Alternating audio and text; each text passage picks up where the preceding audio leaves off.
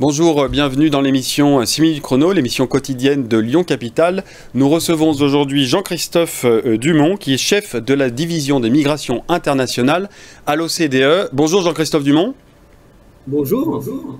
Alors, je précise à nos spectateurs que nous sommes en visioconférence de Paris. Jean-Christophe Dumont, merci d'avoir accepté notre invitation. Vous intervenez lors des journées de l'économie, dont Lyon Capitale est partenaire. Une petite question, donc cette conférence, ça sera l'urgence d'une nouvelle politique migratoire en France. Sur quel pilier aujourd'hui repose la politique migratoire française ? Alors la France, l'immigration en France est dominée par l'immigration familiale pour environ 90 000 entrées en 2019, qui est l'année la plus caractéristique dont on dispose, parce qu'évidemment 2020 a été très affecté par le Covid. À égalité, on a environ 80 000 entrées de ressortissants européens qui viennent s'installer durablement en France chaque année. Et ensuite, 40 000, un peu moins, réfugiés qui obtiennent donc le statut. Là aussi, presque le même nombre, ça a beaucoup augmenté ces dernières années, 39 000 immigrants au titre du travail. Donc on a une politique migratoire dominée par l'immigration familiale, mais qui a toutes ses composantes, comme vous pouvez le constater. C'est probablement un des enjeux sur cette politique migratoire, c'est comment arriver à pousser, à encourager cette immigration de travail. Peut-être commencer parce qu'il me semble que l'OCDE sort un rapport sur le coût de l'immigration. Est-ce que vous pouvez nous en parler, nous donner les grandes lignes?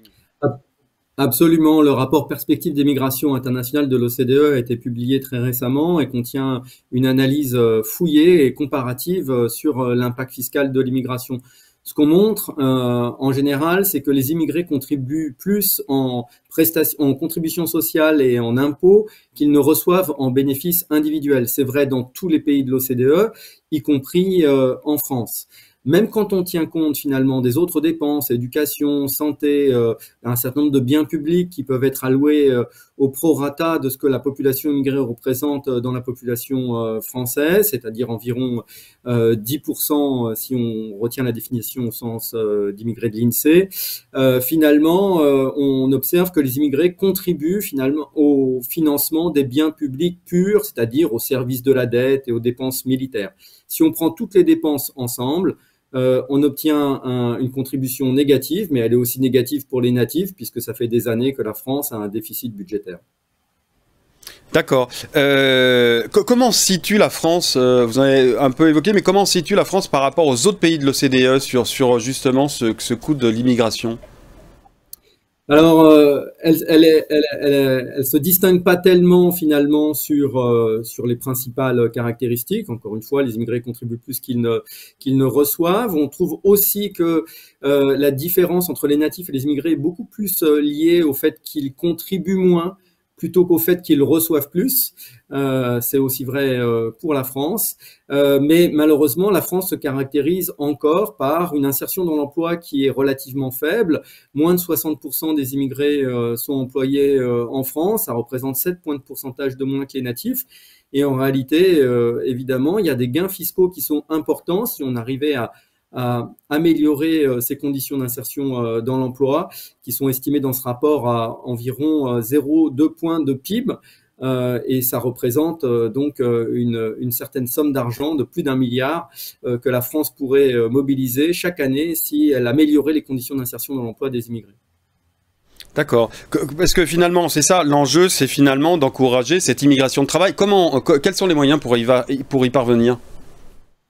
Alors, il y a plusieurs enjeux. Il y en a un qui concerne, disons, l'amélioration des conditions d'insertion dans l'emploi des migrants en général, et donc au premier chef des migrants familiaux. C'est une immigration de droit qui est largement constituée par, d'ailleurs, du rapprochement de conjointes françaises, c'est-à-dire des Français qui se marient avec des étrangers. Il n'est pas question de diminuer cette immigration parce qu'elle est constitutionnelle.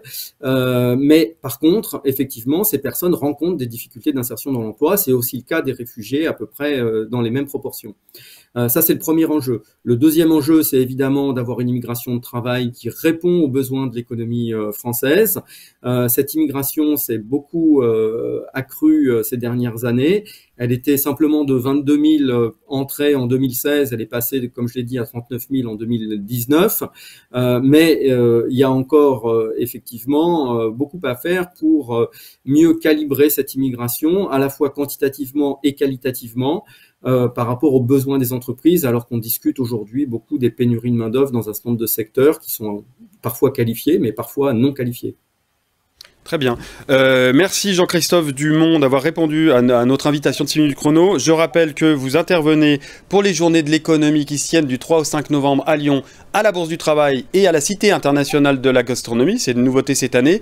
Donc rendez-vous sur cet événement pour cette conférence, l'urgence d'une nouvelle politique migratoire. Bien sûr, cette vidéo est à retrouver sur notre site www.lyoncapital.fr.